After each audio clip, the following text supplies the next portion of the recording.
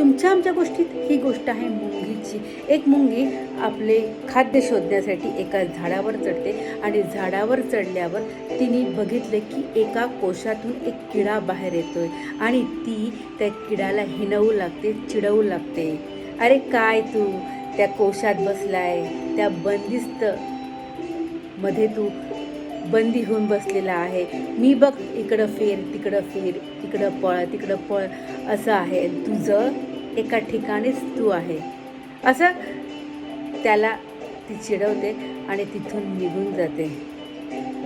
काही दिवसांनी तीच मुंगी त्याच झाडावर येते आणि त्या कोशाजवळ येऊन बघते तर तिथं तो किडा नसतो आणि लगेचच तिला तिच्या अंगावर हवा येते आणि ती बघते तर काय, एक सुंदर अशी फुलपाखरू तिला हवा घालते.